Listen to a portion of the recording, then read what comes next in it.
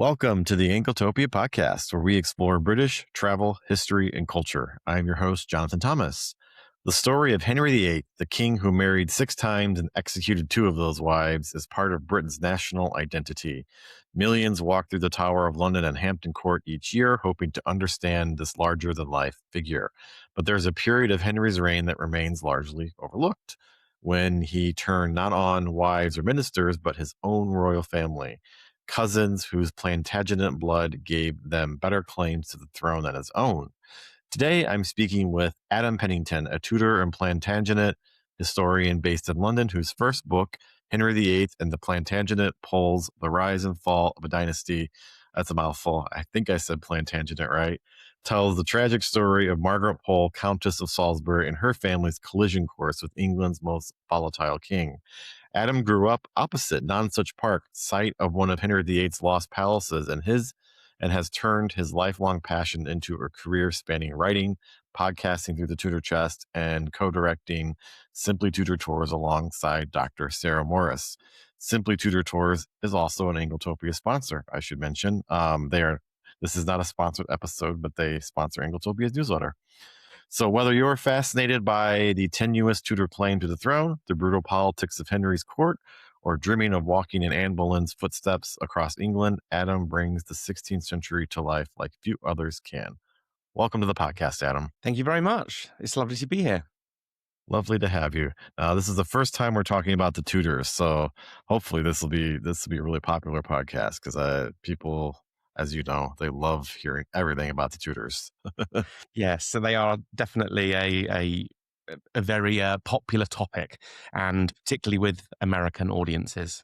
I think the joke that other historians make is that in British history, there's only 2 things that people care about: the Nazis and the Tudors.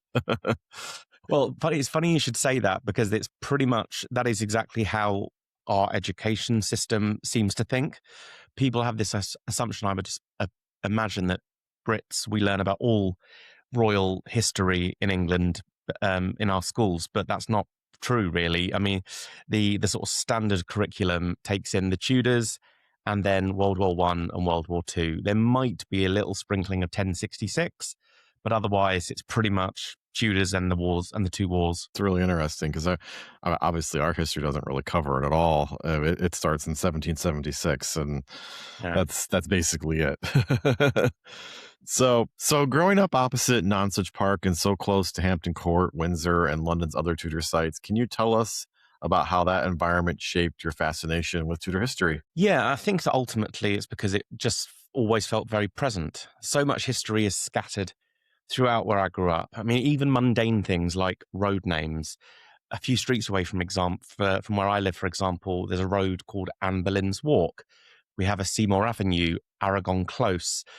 So it's always sort of around me. I mean, the village a mile away from me has a full-length statue of Anne Boleyn overlooking its ponds.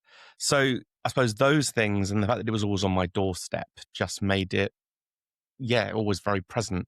And because we also obviously learn about it in school, that sort of combined. So it was just always there. And my mum loves history. She was very keen for my sister and I to understand history. So growing up, we would be taken to historic sites. And because a lot of them were almost on top of us, I mean, Hampton Court Palace is a 20-minute drive away, I would say. Central London is only half an hour on the tube, or the subway, as you call it, on your side of the pond. So yeah, it was always just very present, I think, and that rubbed off on me. So you mentioned that your mother instilled a love of British history in you. Was there a particular moment or discovery that turned a general interest into a passion for this time period and these people? Yeah, I think what was the gateway drug, it was a film, and that's often the case for a lot of people, particularly with the Tudors, and by extension of that, the story of Anne Boleyn. Anne Boleyn has become sort of the poster girl of the 16th century for many Tudor history fans. And for me, it was the film Anne of a Thousand Days that really introduced me to Anne Boleyn in a big way. I saw it when I was about 10, and it was at the point where I was first studying the Tudors at school. And by pure chance, Anne of a Thousand Days was on television, and it was a film released in the 1970s starring Richard Burton as Henry VIII, and Geneviève Bujold as Anne Boleyn. And it just captivated me. I just loved it. And from there on, my interest in Anne really sort of started.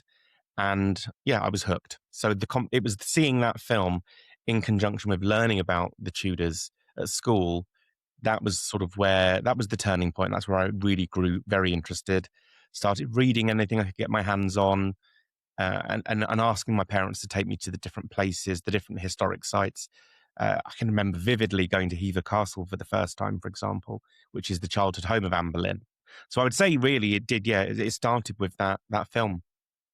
Yeah, I would argue that British film is a gateway drug, as they say, for a lot of like Anglophiles. I know a film that affected me when I was a kid was the movie Empire of the Sun, about the little British boy and during World War II in the Far East, and Mm. that was kind of a hook that got me really interested in British stuff. So it's yeah, never discount movies for that. No, have you seen Hamnet yet?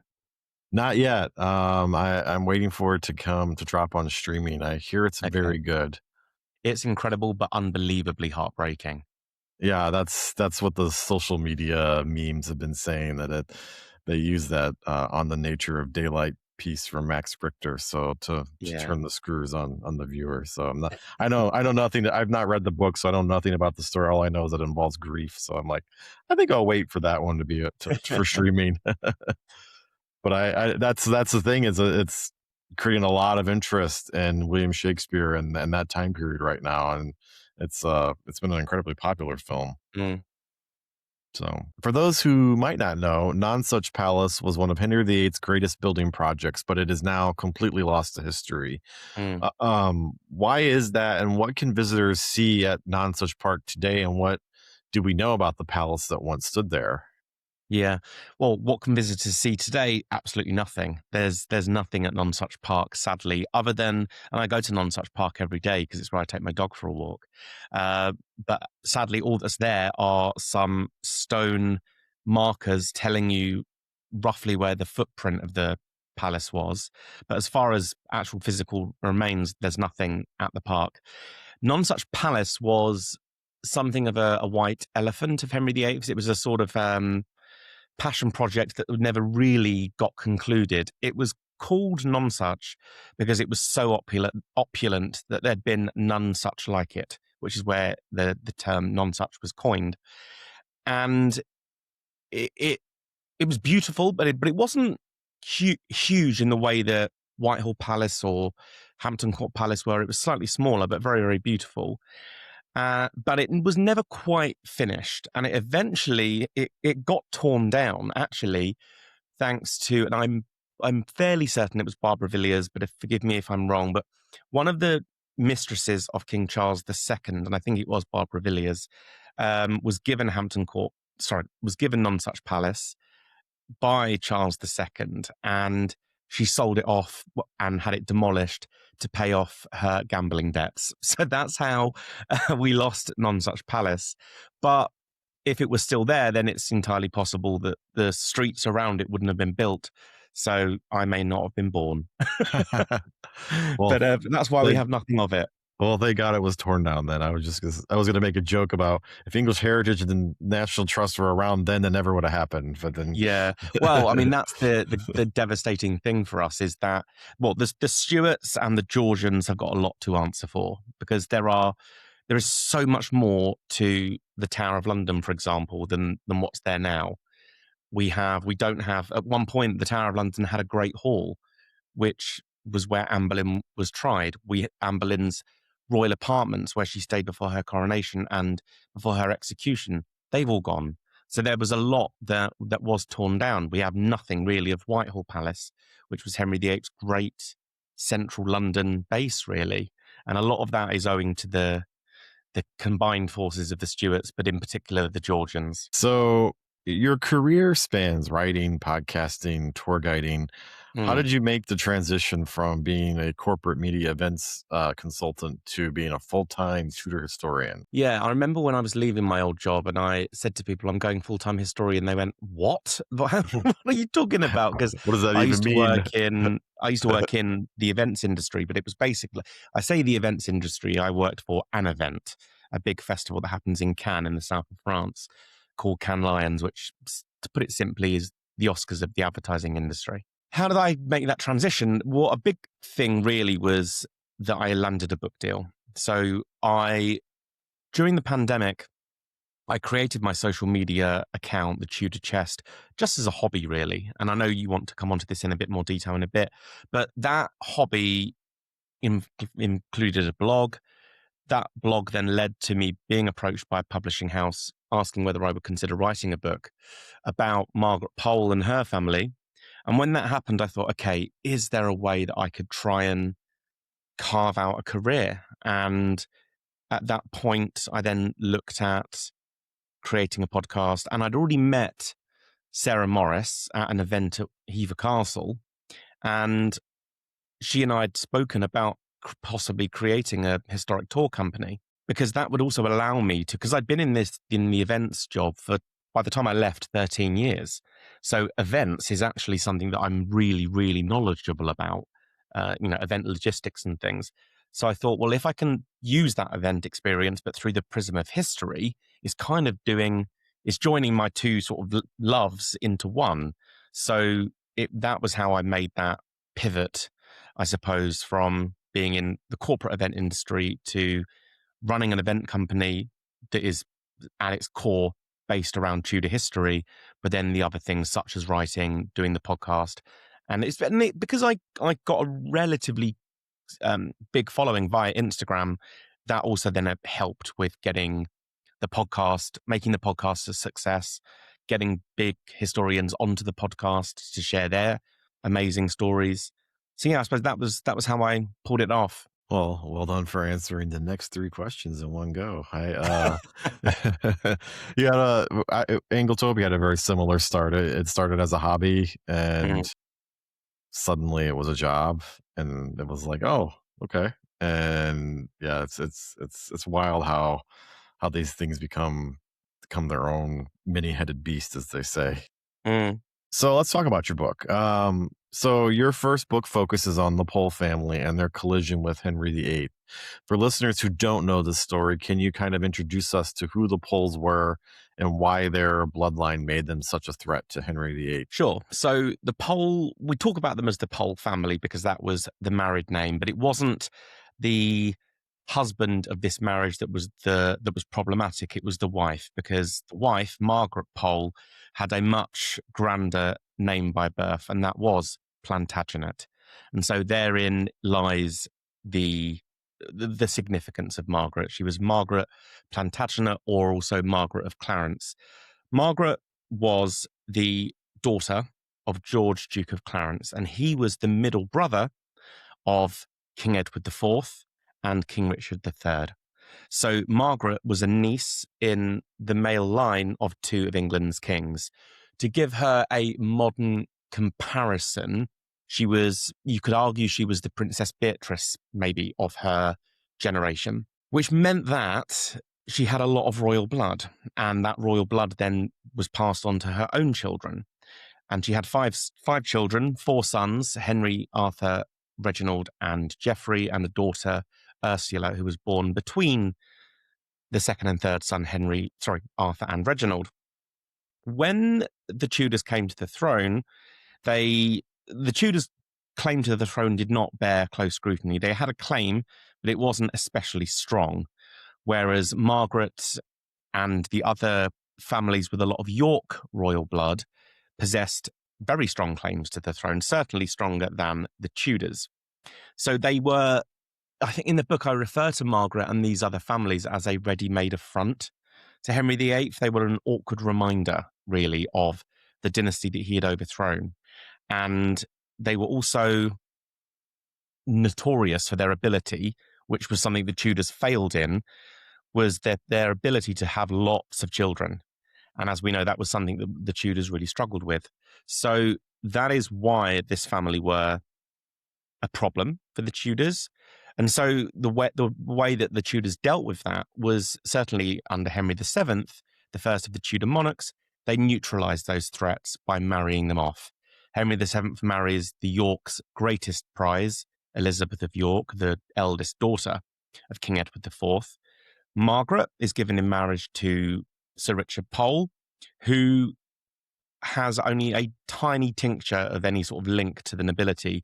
His grandfather was a half sibling of Margaret Beaufort, the mother of Henry VII. And to put Margaret Pole's background into perspective when compared to that of her husband, the marriage brought Richard Pole brought to the marriage 2 small properties which had an annual income of £50, which is about £35,000 by modern standards. Margaret's father, George, Duke of Clarence, had an annual income of £6,000, so roughly £4.2 million today. So the disparity between what Margaret was born to what she ends up marrying is just huge. But the marriage does provide safety and security, whilst Richard is alive, at least. But that is why she is this potent threat, and that threat passes on to her children. But she was by no means alone. There were lots of other big families that had a lot of York royal blood, but Margaret was certainly one of the most prominent. So you write that the House of Tudor was one which should never have been, let alone taken the throne. Can you explain what you mean by that and how tenuous the Tudor claim actually was? Yeah. As far as being a family that should never have been, I mean that, I suppose, in the context of having any claim to the Tudor throne. Sorry, having any claim to the throne of England. The reason they come into the mix is that there is a relatively obscure Welshman he's a minor member of the Welsh nobility called Owen Tudor, and he marries Catherine of Valois, the widow of Henry V.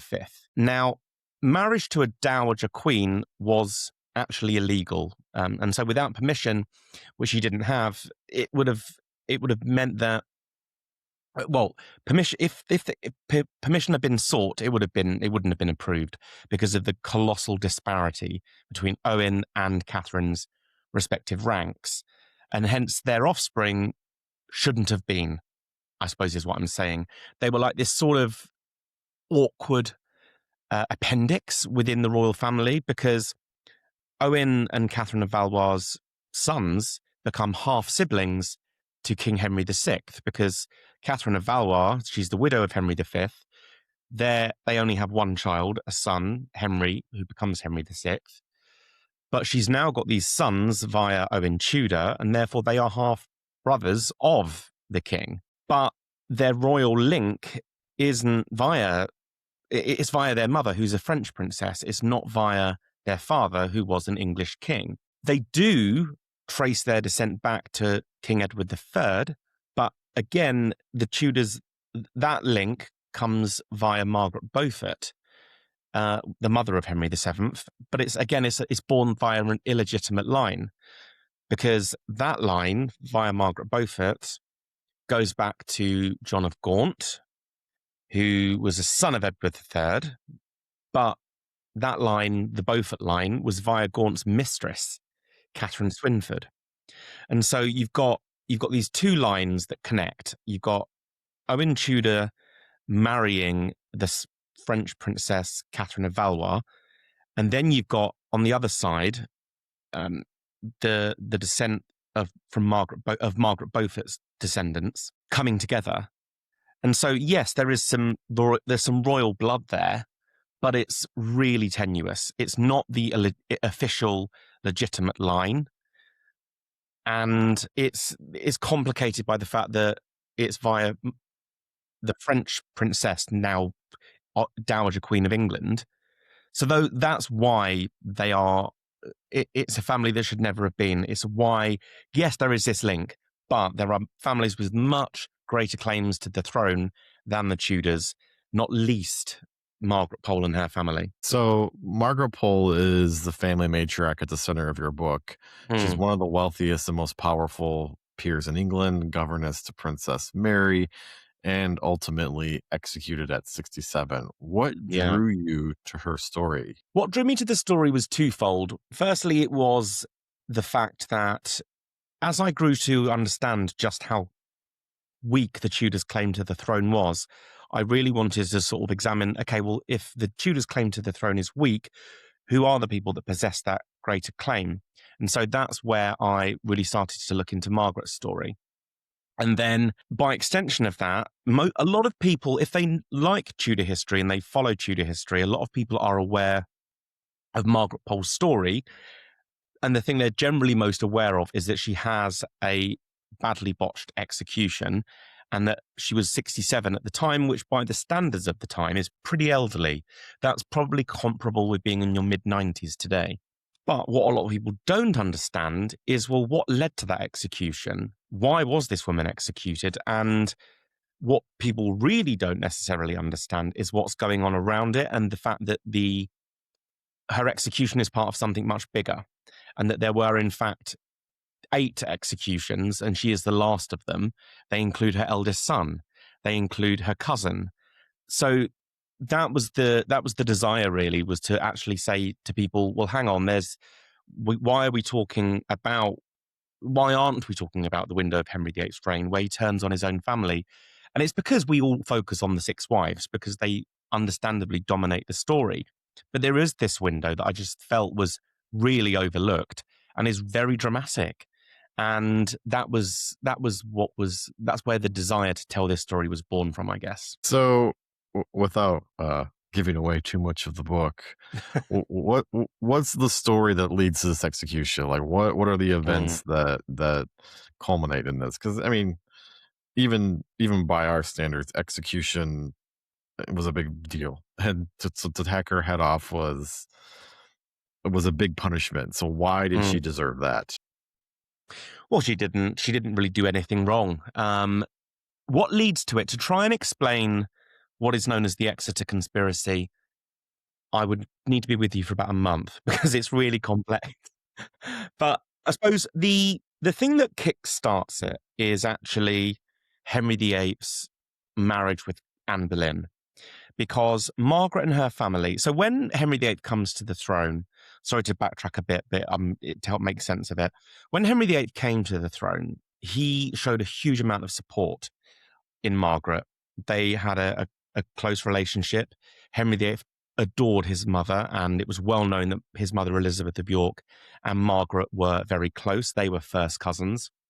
So when Henry VIII comes to the throne, under Henry VII, Henry VIII's father, Margaret had been kind of left all but destitute following the death of her husband.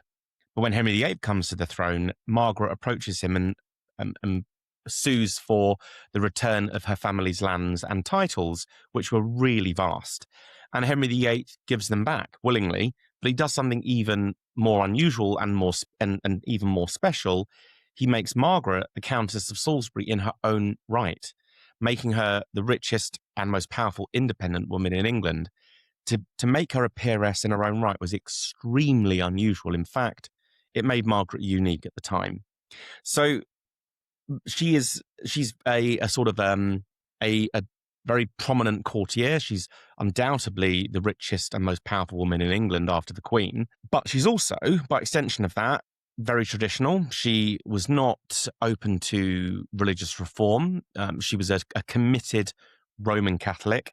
And because she was so close to Catherine of Aragon and was the governess of Princess Mary, the daughter of Henry VIII and Catherine of Aragon, Margaret was committed to Catherine and by extension the interests of Mary. And so in the window when Henry VIII is separating, he's trying to get the annulment from Catherine of Aragon and marry Anne Boleyn, Margaret is put in a very difficult position because her loyalty is both to the king and to Catherine. And so in that window, that's when things begin to change. As things change with almost everyone, because Anne Boleyn was the only people that wanted Anne Boleyn on the throne were the Boleyns, and by extension of that, the Howards. Everyone else were frankly appalled. And it was Margaret's third son, Reginald who really kickstarts what is eventually the downfall. Reginald Pole was personally sponsored and had his education paid for by the king. And that involved Reginald actually going over to Italy, where he studied at the University of Padua before making his way over to Rome, where he managed to cultivate a friendship with Pope Clement VII, the very man who could have given Henry VIII the annulment, his heart's desire, with a click of his fingers, basically. And when Henry VIII was trying to get the annulment over the line, he looked to his noblemen, his senior churchmen, and people with a lot of influence to help get the annulment over the line, to get the marriage broken down so that he could marry Anne. Reginald showed every sign that he was going to agree with Henry VIII and that he would support the king. But he kept saying, yep, I'll send my findings to England soon. You'll have them soon. You'll have them soon. He eventually sends his findings about Henry VIII's marriage to Anne Boleyn 2 months after Anne Boleyn is beheaded. So that tells you how much he drags his feet. And what he sends is not what Henry VIII wished to hear. It's called a treatise, but really it was a small book called Pro Ecclesiasticae Unitatis Defensione, Defense of the Unity of the Church, De Unitate for short. And De Unitate was a blistering attack on Henry VIII. He compared him to ancient dictators like Caligula and Nero. He accused Henry of being worse than a rutting beast. And understandably, this did not go down well with Henry VIII. And so assassins were sent into Europe to try and track Reginald down. But every time they got close, Reginald escaped. He evaded capture. This then puts a really, really negative spotlight on his family back home. The Pole family lock Margaret Pole and her eldest, Henry Baron Montague. They close ranks. They say that they support the king. They state that Reginald is all but lost to them, basically. But we then have the youngest Pole sibling, Geoffrey. Because in Tudor England, the wealth of the family was always effectively entrusted to the eldest. And so Geoffrey Pole, being the youngest of the 4 sons, was expected to have to lead a nobleman's lifestyle, but didn't really have the money to support it. And he was so in debt that he sent a servant of his over to Reginald, begging for the ability to go over to Reginald to live with him. And this basically, the man that took those letters was intercepted by a spy of Thomas Cromwell's, which proved that the Pole family was still in touch with Reginald, even though they said that they wouldn't be. This was then proven beyond all doubt by another spy who turned up within the lands of Margaret Pole's primary country seat, Warblington Castle. And that then led to Geoffrey Pole being arrested. He is in the Tower of London. He's being interrogated.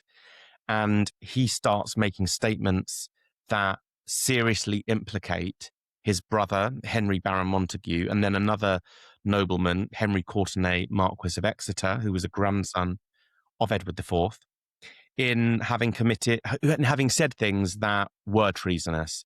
So, for example, Henry claims that his brother, Baron Montague, commented on the king's death because of his injured leg, that none ruled about the king but knaves. And he makes similar statements about Henry Courtenay, Marquis of Exeter.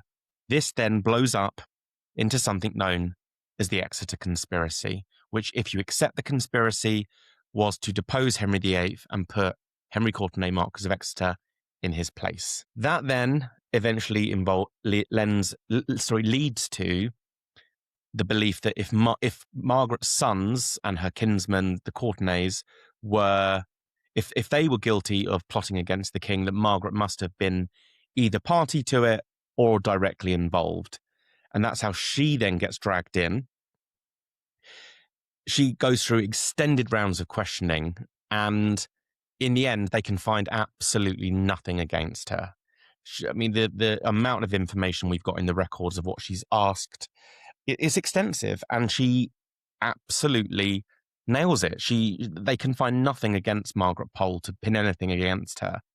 But even so, an act of attainder is passed against Margaret, and when it's being passed in the Houses of Parliament, Thomas Cromwell lifts a tunic into the air as the attainder is being read out. And the tunic had two floral sigils being intertwined. One was the pansy, the Pole family sigil, and the other was the Tudor rose. And this was taken as proof that Margaret had this long-held plan of uniting the House of Tudor with her own through the marriage of Princess Mary with her third son, Reginald. It's my belief the tunic was a fake, created to finally have something to pin against her. That is what then allows the attainder to pass and her being sentenced to death. So I know that was a very long answer, but I felt like I had to get the background in to make sense of it. Oh, that's very clear. So you did a great job. It sounds like a fascinating story. I'm going to add your book to my cart because even though I have the galley, I want the actual book. Margaret's execution in 1541 is one of the most horrific in Tudor history. She was reportedly hacked to death by an inexperienced executioner. What does this brutal end tell us about Henry VIII's state of mind by this point? Well, I don't for a second think that Henry VIII expected her execution to be badly botched. I think that when news reached him of that, I think he probably would have been actually quite shocked. It goes wrong because the regular Tower headsman was with the king as part of a royal progress that was going up to the north of England. And before leaving, Henry VIII gave instructions for Margaret's sentence to be carried out. And what was unusual about Margaret's time was that in the Tower was that it was quite long. Most people are executed within a matter of days after their trial or their attainder. I mean, George Boleyn, Anne Boleyn's brother, he was executed just 48 hours after his trial. But Margaret was in the Tower for 2.5 years, which is quite unusual. And I think the reason she is eventually executed and what's going through Henry VIII's mind is that inability to get to Reginald. I think had he captured Reginald, then Margaret may have been freed because, and I say that because Gertrude Courtenay, the Marchioness of Exeter, so Henry Courtenay's wife, she was eventually released and pardoned. But equally, the two women's positions were different. Margaret was a Plantagenet, Gertrude married one.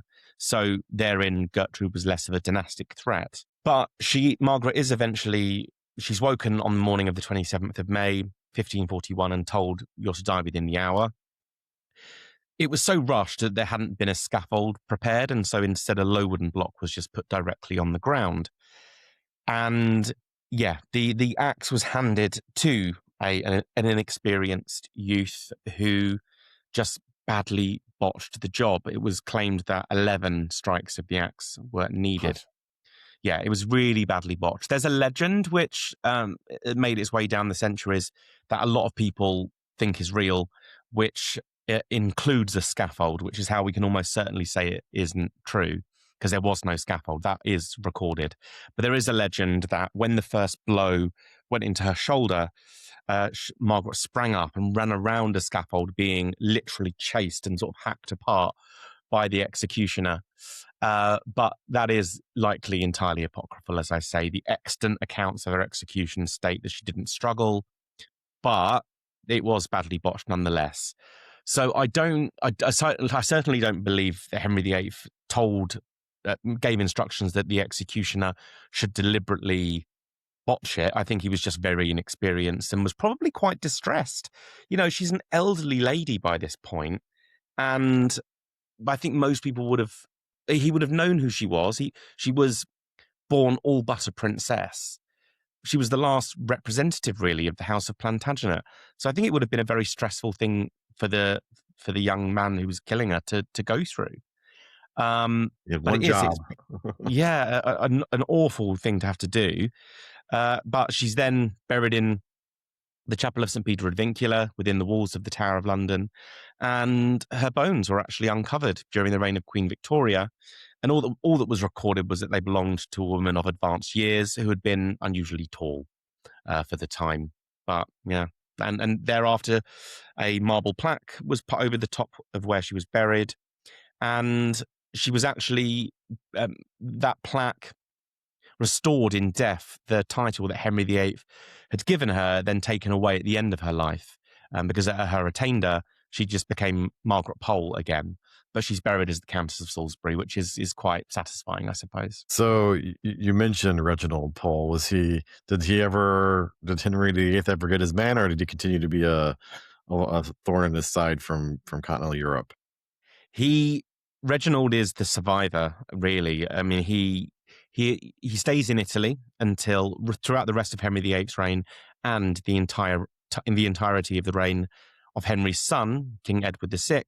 But he does eventually return to England during the reign of Queen Mary I, because Queen Mary I, known quite unfairly, in my opinion, to history as Bloody Mary, is staunchly Catholic, and she goes about restoring Roman Catholicism to England, and that enables Reginald to come home. And he comes home really as almost like a returning prince. He comes home at the head of 2,000 horsemen, where he returns as Archbishop of Canterbury, and he becomes one of the very, very few men across Mary's reign and her life, really, who never lets her down. And actually, a little fact that a lot of people don't know about is that Reginald and Mary die on the very same day. So Mary dies early in the morning of the 16th of November, 1558, and Reginald follows her to the grave 8 hours later.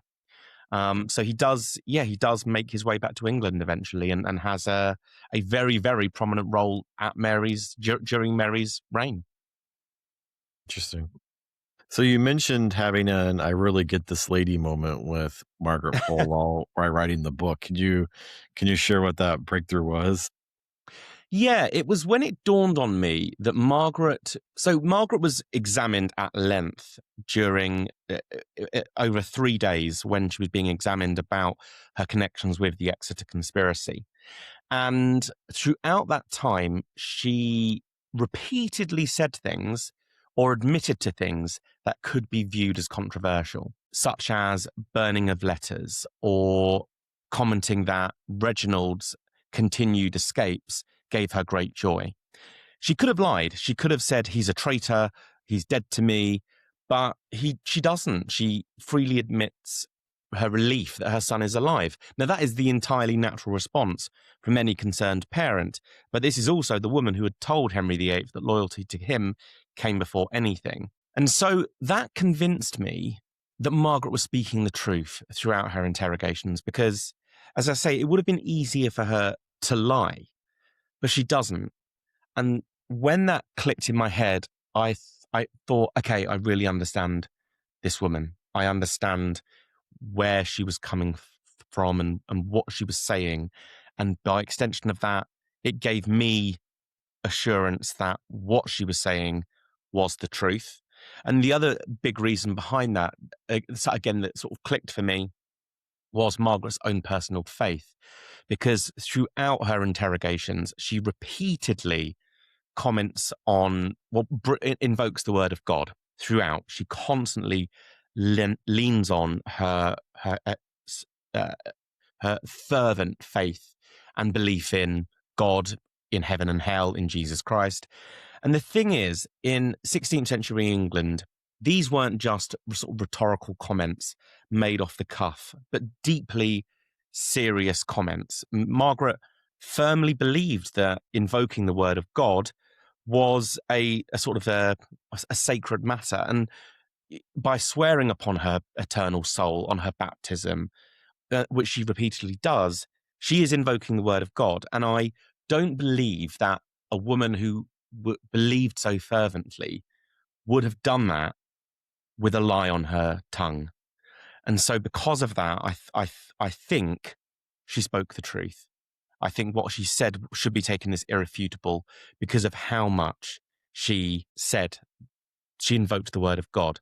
It's the same reason that Anne Boleyn, most people agree Anne Boleyn was innocent, but before her execution, she swears, both before and after the taking of the Eucharist, that she is entirely innocent of all charges. And this is a woman who knows within a matter of hours that she is going to be dead. And so to endanger, as she would have seen it, her immortal soul, she wouldn't have done that. She wouldn't have taken that risk. Margaret is saying the same thing. And that's for me why I believe she spoke the truth. So, for my final question about the polls, what was the most surprising thing you discovered when you were researching them? It was the fact that there is actually a lot of evidence that does make Margaret's sons guilty of treason, but very specifically within the confines of what that meant at the time. Now, do I believe that the Exeter Conspiracy was a legitimate conspiracy conceived to depose Henry VIII and replace him with Henry Courtenay, Marquis of Exeter?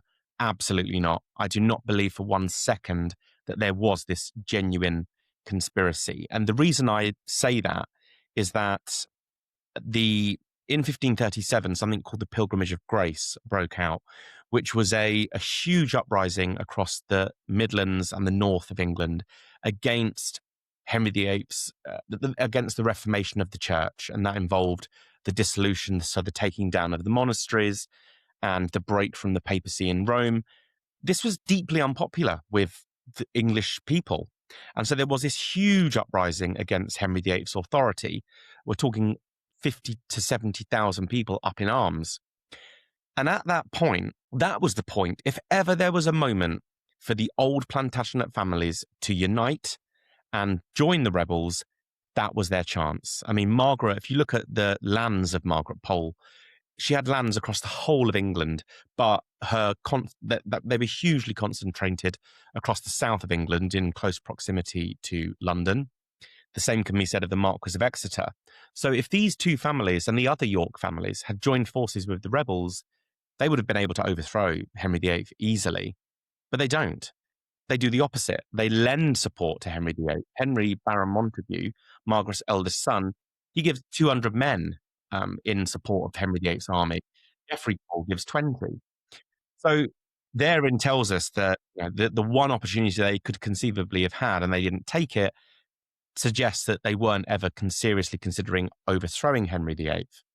What I think happened was actually just a series of, rather than a premeditated conspiracy, I think it was just a group of old school nobles with royal blood moaning, basically, moaning about the state of things in England, moaning about the fact that they were no longer, that their immediate family were no longer on the throne, moaning about the state of England, the break from the papacy in Rome.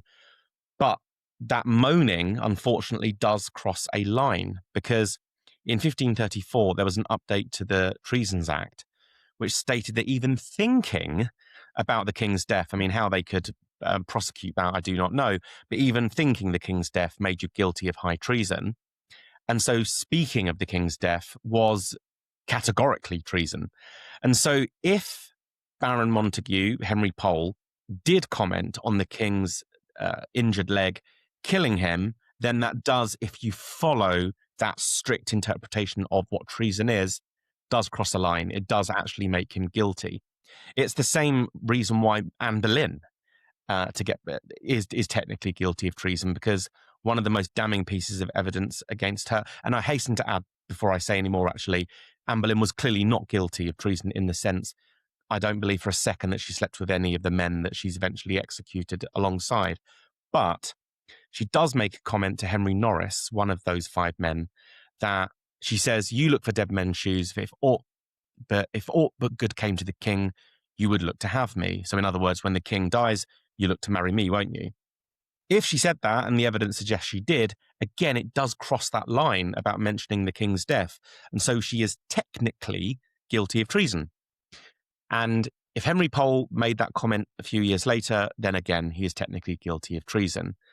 So it was finding that out that I was quite surprised by. I went into this expecting to discover that Henry VIII had zero justification for any of his actions, and found actually he did have some reasoning behind some of what he did.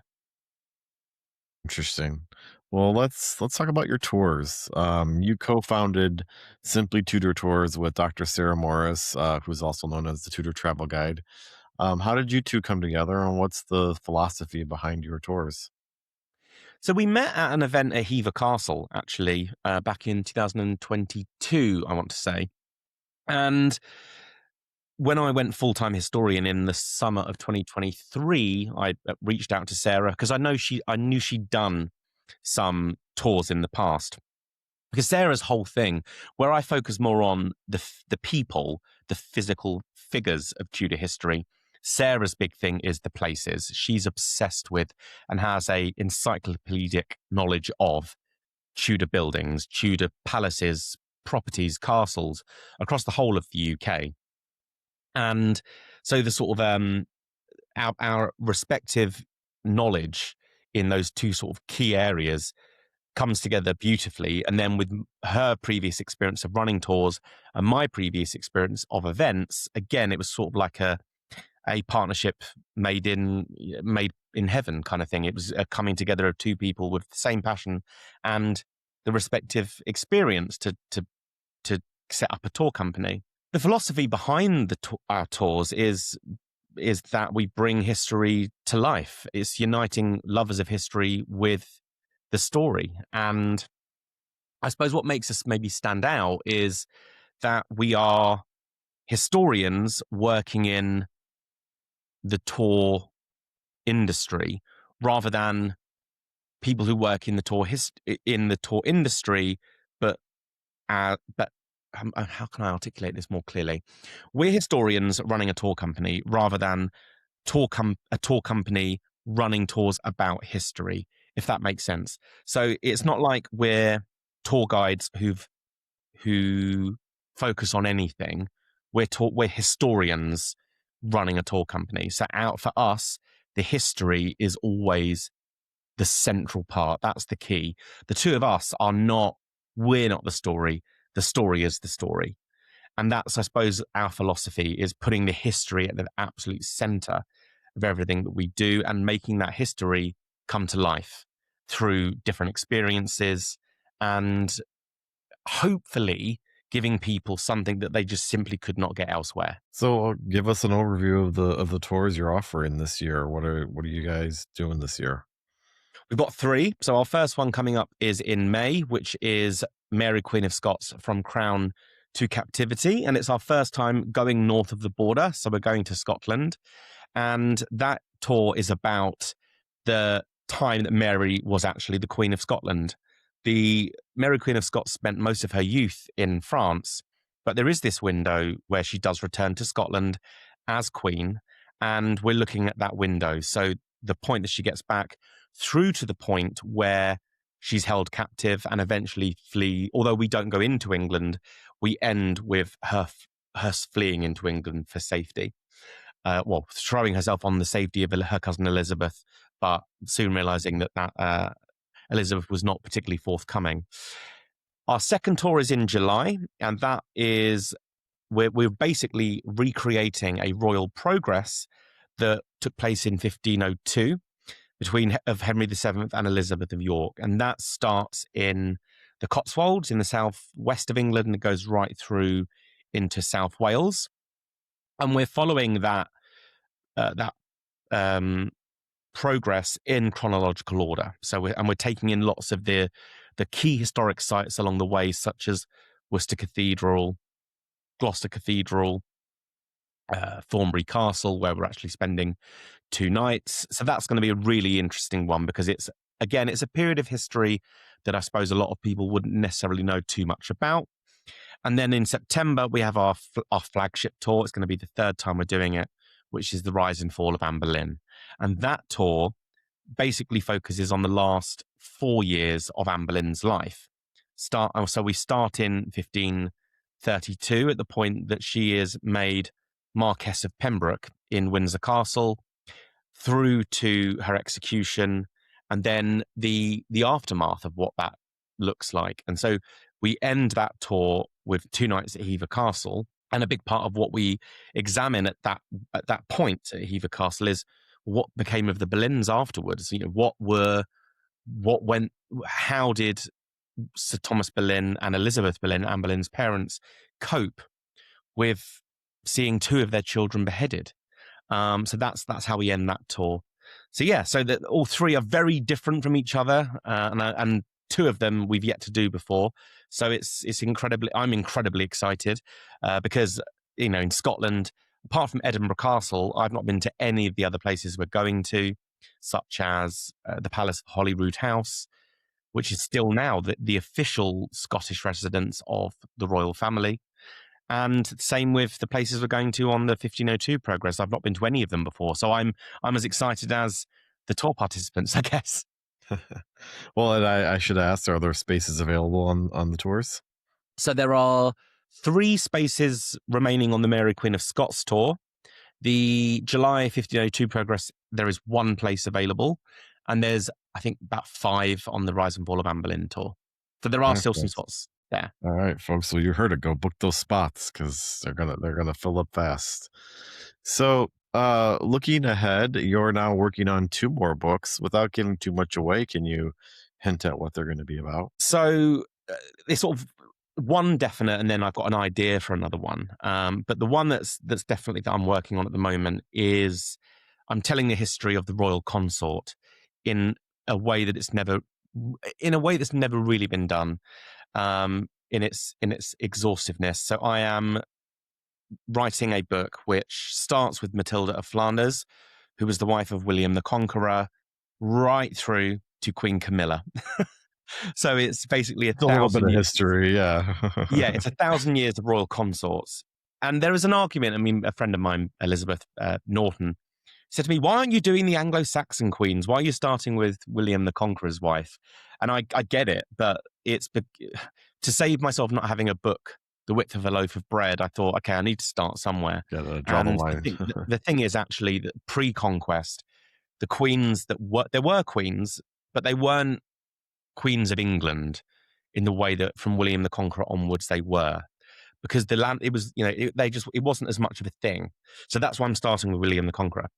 Well, William the Conqueror's queen, Matilda of Flanders. But what's significant about this book is that it's twofold, really. It's an examination of the people, but also into what the office of consort is and was, and how that's evolved over time. Because the expectations placed on Matilda of Flanders and Camilla are very different, but they share the same role, that of consort to a reigning king. But it also means that each person that I examine, I'm not really looking at their life from beginning to end. I'm looking at them through that time that they are the consort. So the Anne Boleyn chapter, for example, is predominantly 1533 to 1536. The Guildford Dudley, the husband of Lady Jane Grey, that really is focusing on the 13 days, not the 9 days, because it's 13 days technically. It's what does Guildford Dudley do over those 13 days that Jane is, well, effectively on the throne? What impact did Prince Philip have on Elizabeth II's reign? So it's the office of consort, looking at it, but then also looking at the people, which also means that people married to a so if you were married to the people that are featured are only people married to a reigning or acknowledged king or queen, which means that, for example, Diana won't have her own chapter because she was not married to a king. She was married to a heir to the throne. She'll be mentioned obviously where necessary, but she won't have her own chapter in the way that Camilla will. So that's the first one. The second one is actually still very, very much in early stages and is totally outside of the realms of history. I'm looking to try and write the first real actual deep dive into Princesses Beatrice and Eugenie, because they are, I think, the most misunderstood members of the royal family. Obviously, there's been huge amounts of scandal involving their parents in the last few years. And to that end, I don't have any intentions of writing this at the moment because I just don't think it's the right time. But I do have a desire to write a book about them at some point because, as I say, I think they're hugely misunderstood. But it's certainly not something I'm writing at the moment, but the idea is there. And I've written a bit of a proposal, but nothing more. Well, they both sound fascinating, and sign me up for the consorts book because that's going to be really interesting. The consorts are often overlooked, except Mm. in the big stories of history. But they play such a critical role in the success of a monarch that, yeah, I'd be really interested to see how you explore that. So Adam represents a new generation of historians bringing the past to life through meticulous research, engaging storytelling, and immersive experiences that take you to the very places where history unfolded. His book on the Plantagenet Poles shines a light on a royal family whose blood was their curse and whose story deserves to be far better known. Link in the show notes. If you enjoyed this episode, please subscribe, like, or leave a comment. And if you love the Anglotopia podcast, please consider joining the Friends of Anglotopia Club, where you can get early access to new episodes and connect with other Britain enthusiasts. So join us next time as we continue exploring the people, places, and stories that make Britain's history and culture so endlessly fascinating to discover. Thank you, Adam. Thank you very much.